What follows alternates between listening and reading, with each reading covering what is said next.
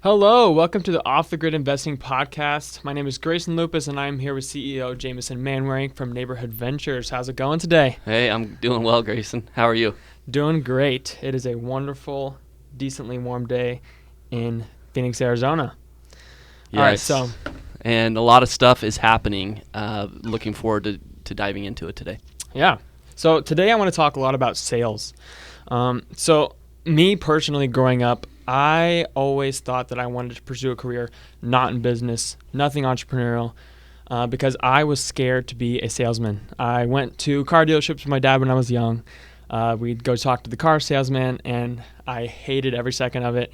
It was the longest process of my life, and every second they were trying to sell something. They're trying to sell you some extra insurance. They're trying to sell you something extra, and nobody likes car salesmen. That's a terrible intro to sales because that's a tough way to sell. Selling cars is tough. Those guys that do that and do well at it have a lot of skills, and it's also a difficult process for the buyer. So I can understand if you had that as your first intro, you'd be like, I don't want to have anything to do with that for a career. Yeah. So today let's dive into business today in 2021. And do you have to be salesy like a car salesman in order to succeed in your own business today in 2021? You don't have to be a typical salesman. In fact, in many ways, I think it hurts you in our world today. You know, a couple generations ago, sales was one of those careers that was very lucrative, and it was a career that you could get into without education. That was kind of the key thing. You didn't have to have a degree to be a good salesperson, as long as you knew how to talk to people. And it was a great way to generate income.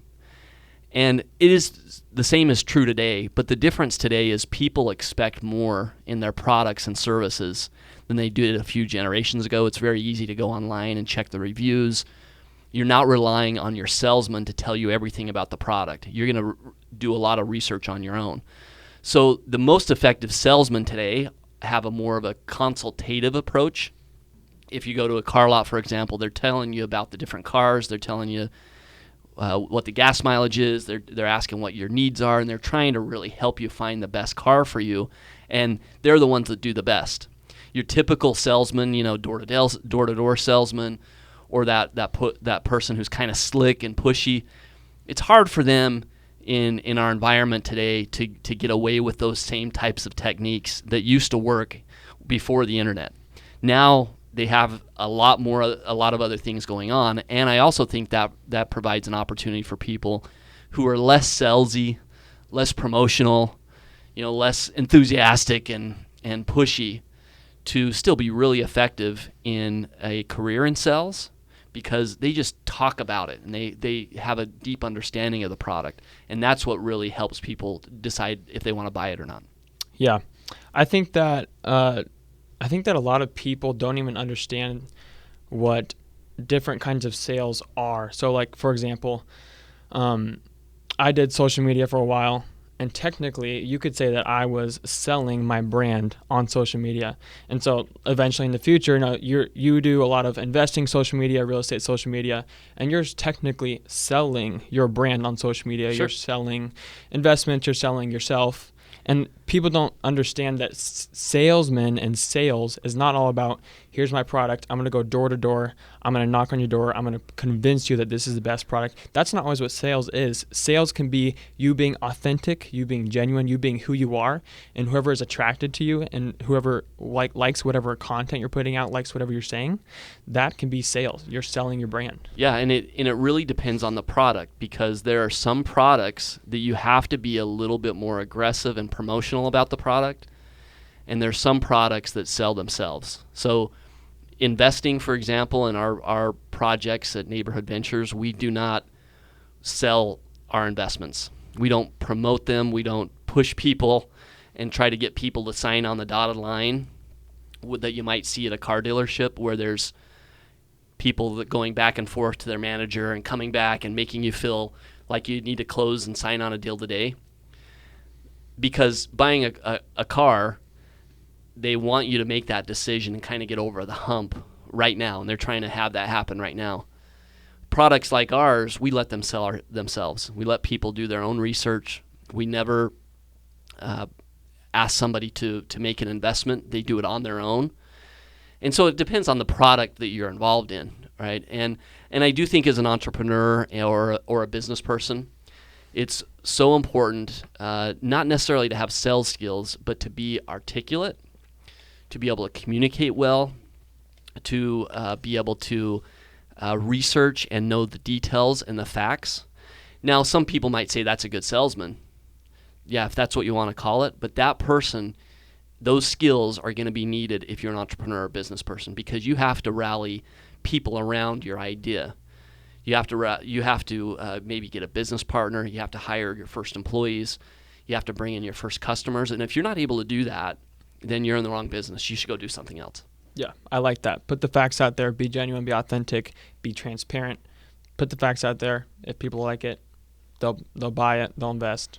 You don't have to push things that people don't want. Yeah. So I know you come from Wall Street.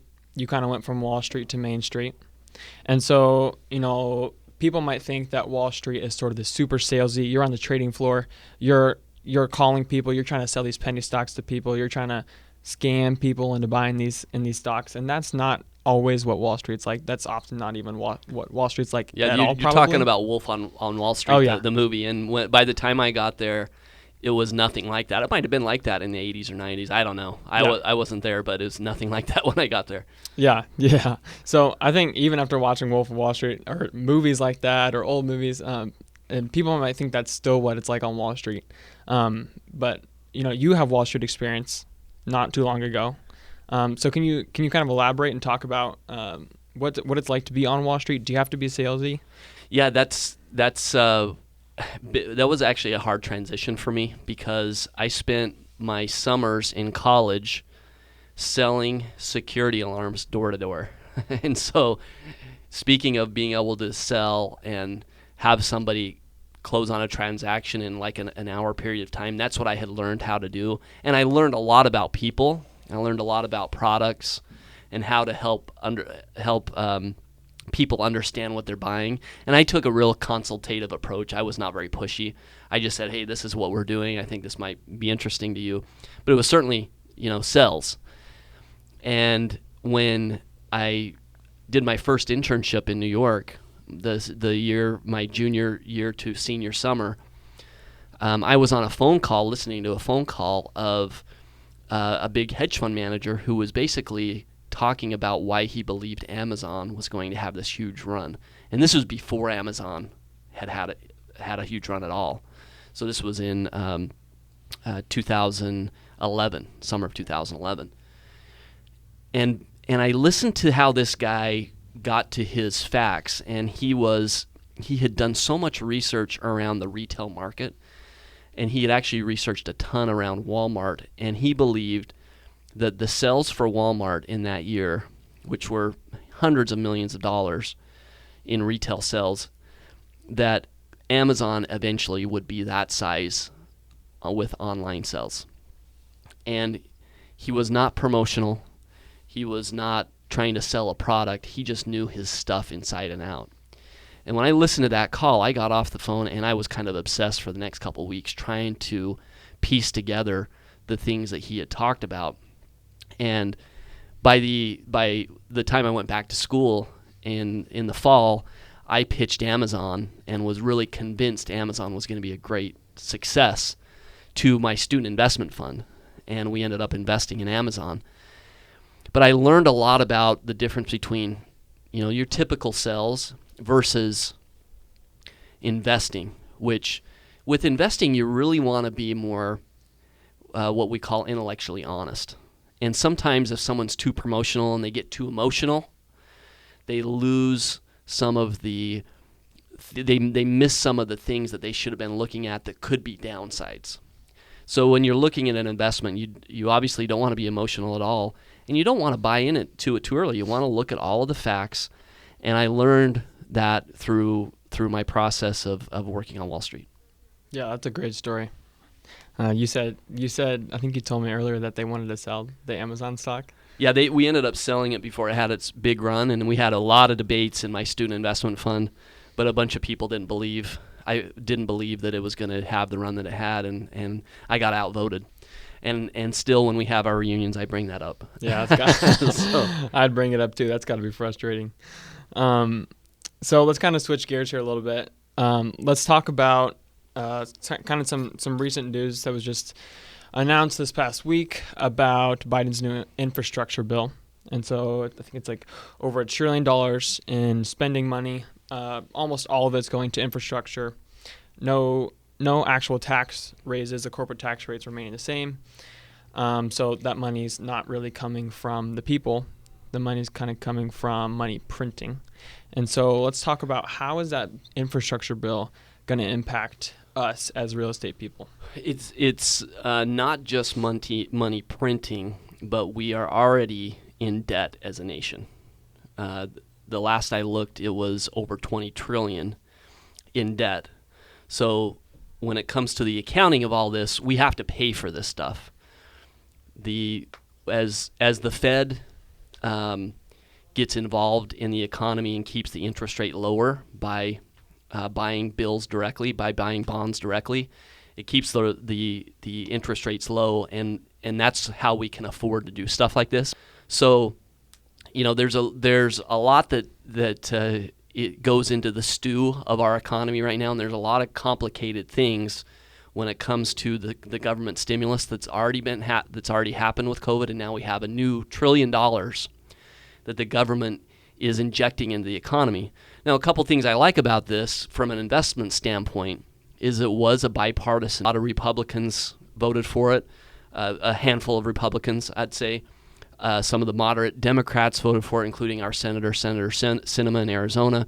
She was one of the sponsors of the bill. The other sponsor of the bill is Republican from Ohio, Senator Portman.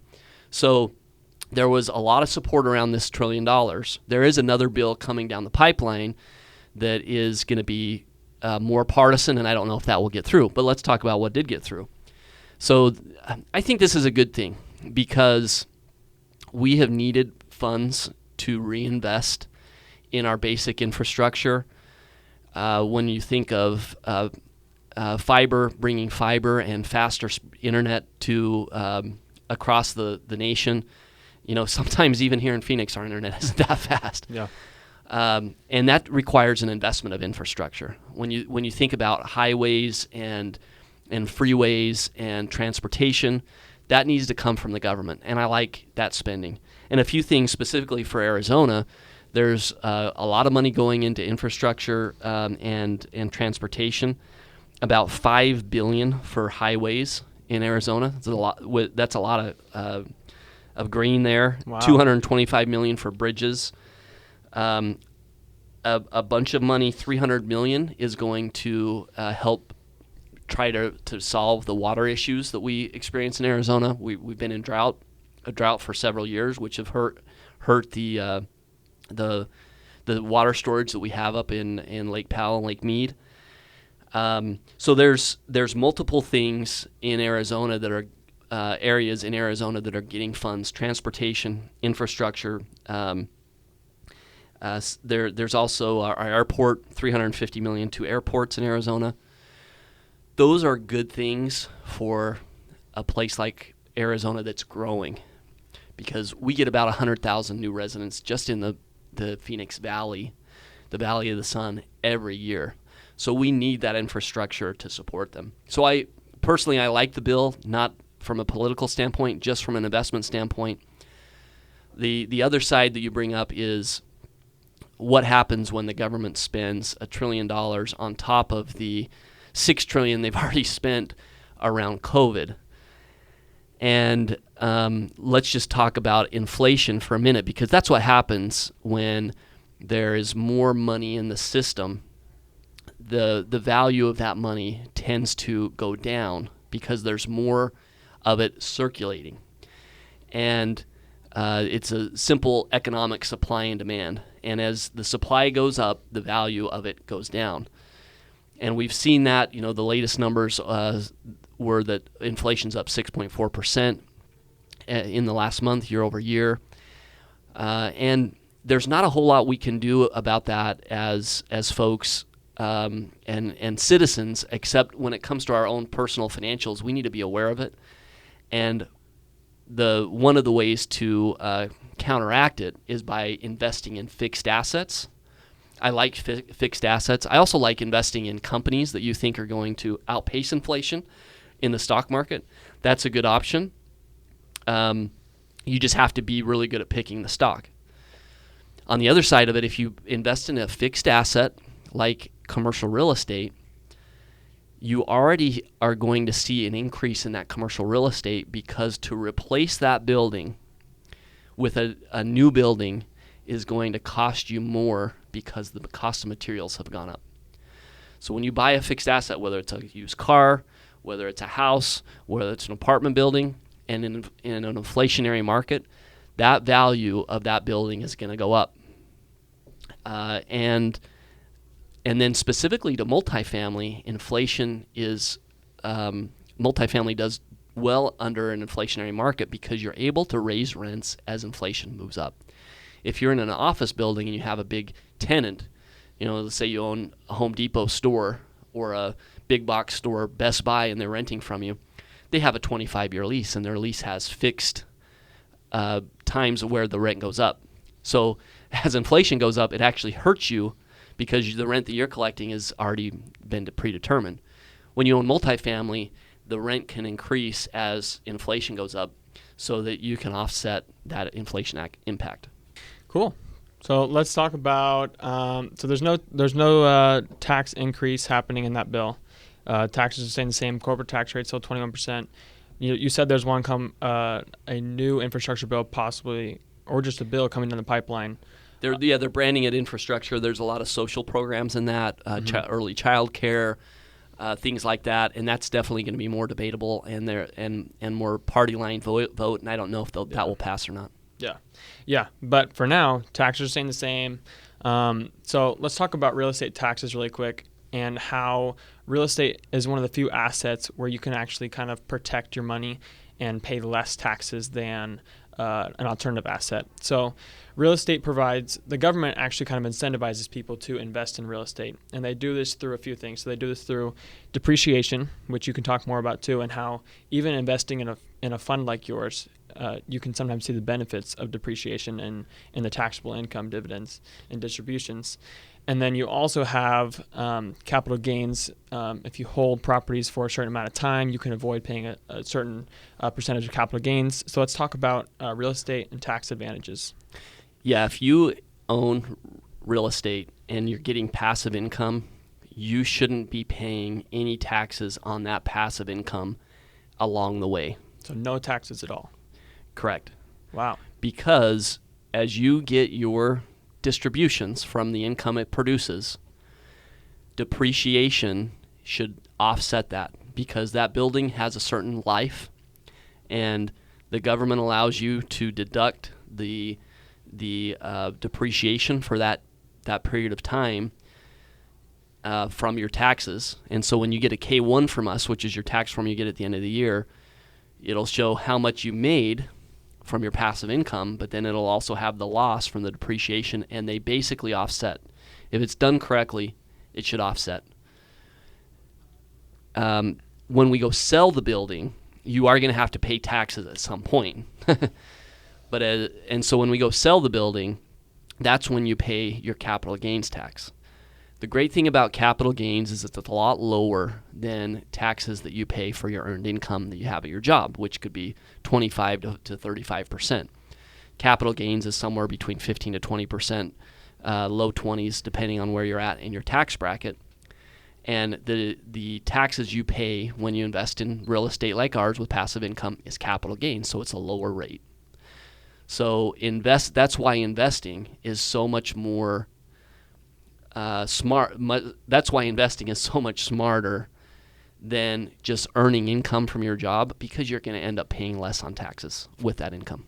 Yeah, so just a quick question. So I know you guys give out a 6% cash distribution along the way, correct? And then at the sale, you get an additional 6%, which adds to a 12% annual return on your money. So is the 6% along the way, is that taxed, since that's kind of like the cash flow, and then the 6% at the end isn't taxed, or how does that work? Yeah, that's right. So typically on our projects, and all our projects are different, but for example, you get 6% along the way. So let's just say you invest $10,000.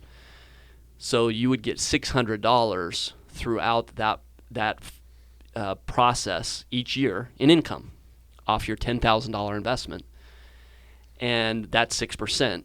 That $600 that you get is offset by the depreciation that you're able to accrue during that same period.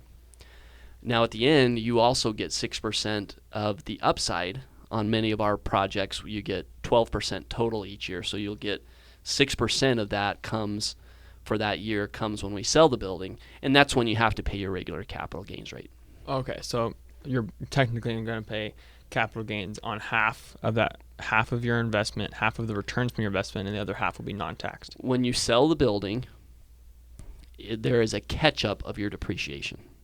So you don't have to pay taxes along the way, but when we sell the building, now you have to pay all the taxes that are due. So the depreciation helps you along the way as you're cash flowing it. Once you sell it, you have to pay all the taxes. Makes sense.